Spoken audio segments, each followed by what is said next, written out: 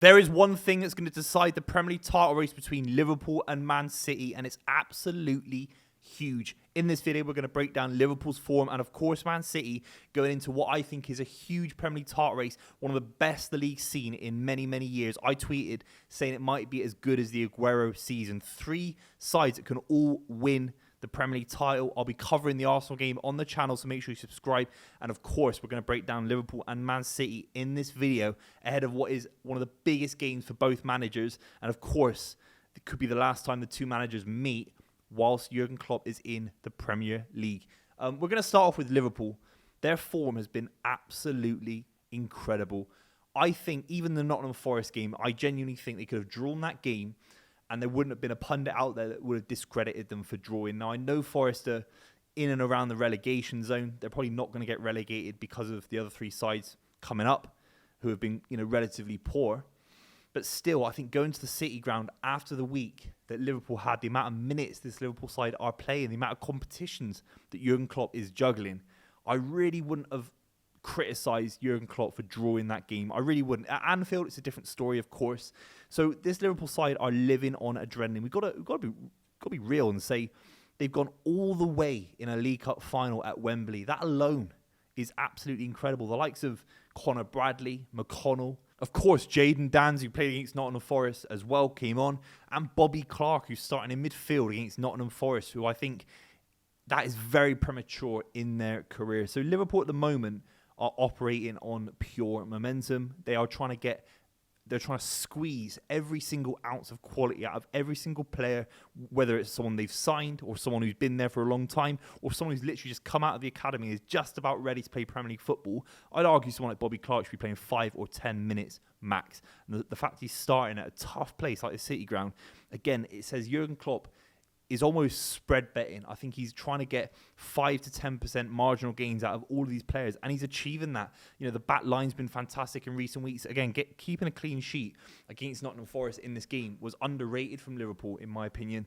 They lived on adrenaline a little bit as well. I think Nottingham Forest could have scored 2 or 3, but ultimately they didn't, and that's what the result is. The big thing for me is Liverpool's ability to get performances out of even squad players that aren't even starting games of football. Of course, we have to talk about Darwin Núñez. 43 goals have been scored from Liverpool from substitute appearances this season. That must be a record. I can't think of a manager that has managed to bring on such a wide array of players from different experiences and get the most out of them. Even when Diogo Jota was fit, even when Cody Gakpo was more of a substitute. He started, obviously, in recent weeks because of Salah and because of and Jota and Núñez's sort of injury record. The fact that he's getting so much quality out of all of those guys is incredible, and it's a minor miracle. And if Liverpool go on to win the Premier League with this kind of patchy run where there's Salah coming in and out of the side, he had a cameo against Brentford, Núñez has been injured, then he's running on the pitch at Wembley, and then he's scoring 99-minute goals at the City ground.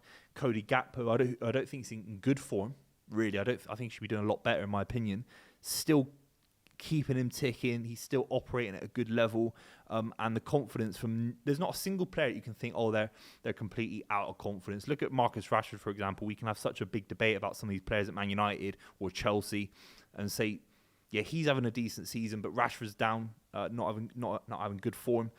This Liverpool side are completely even. Everyone's on the same level of confidence, of form.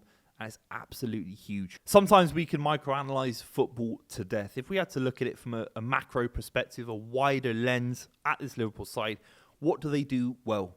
And it's the same thing that they've been doing well since Jurgen Klopp took over from Brendan Rodgers, when there was that statistic that came up on kind of Sky Sports graphics that as soon as Brendan Rodgers left and Jurgen Klopp came in, they added 3 or 4 kilometres in terms of collective distance every single game. The fitness of the Liverpool side went up. The work rate, it's hard to get work rate out of multi-millionaire footballers. It's hard to get work rate out of players that have achieved what someone like Trent's achieved, what someone like Salah's achieved, of course. This Liverpool side are pressing sides to no end. They're the best pressing side in the league by a country mile. The way they disrupt play, the way they disrupted Nottingham Forest at key points in the game was absolutely huge. I'm not going to talk about the refereeing decision that literally disrupted Nottingham Forest, maybe in an illegal way, but this Liverpool side whatever you say about if you think McAllister is a world-class midfielder or not, if Harvey Elliott's a fantastic talent, again, it's that level of form that I'm talking about, but it's also this idea that every single player for Liverpool are supremely fit. They're working so hard. They cover so much ground in big games. And some of these points that I've made will have to stay true for a long time. The fact that Trent can't come back in, the fact that Alisson won't be back in for a while, the likes of Jota are out for a really long period of time. If Liverpool win the Premier League title, they're not going to have their main keeper back until the end of the season, if that. So Kelleher is going to be in goal. We've got Conor Bradley who's going to play right back for at least another 3 to 4 weeks. Look, if you've got Andy Robertson, Van Dijk and Konate as a 3 out of 4 with Joe Gomez kicking about as well, that's absolutely fantastic. But how many times have we talked about Premier League title defences being consistent? We talk about, Mourinho's defence of Paulo Ferreira and Gallas, John Terry and Carvalho in front of Peter Cech. This Liverpool side might be the first, if they do win the Premier League title, to have so many fundamental changes in their back line, and they keep a very, very good defensive record. I can't talk highly enough of Conor Bradley. There are points in the Nottingham Forest game where he was stepping between Konate and Van Dijk and dictating play. It's not as if he's just replaced Trent as a kind of how Shimikas replaces Andy Robertson as a left back. They both look similar, but Robertson's at a higher level.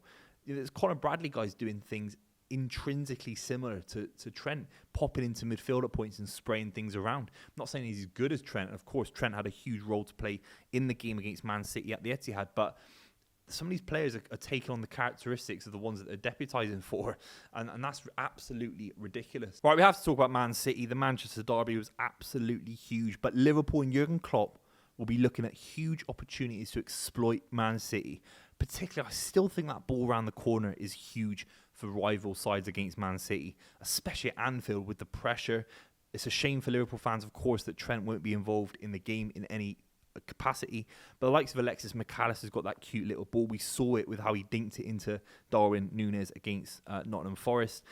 Conor Bradley's got that ball around the corner. Can he fire that around, maybe Nathan Ake or Gvardiol in the game again at Anfield? Similarly to how Chelsea did. I think Chelsea exploited that very well. But the most recent game, of course, is the Manchester derby, and Marcus Rashford picked a ball on the edge of the box and smashed it. One of the goals of the season.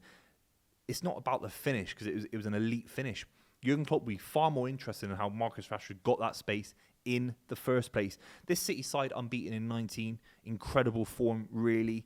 They sleepwalked these kind of periods of form where suddenly you look down and they've won so many games in a row. It's an absolute machine of a side that Man City have built. But we're going to have to get to the point of the video, really. The one thing that will decide the Liverpool-Man City title race, obviously Arsenal have got a massive factor in it as well. It will be Man City's record at Anfield. It's one of the worst.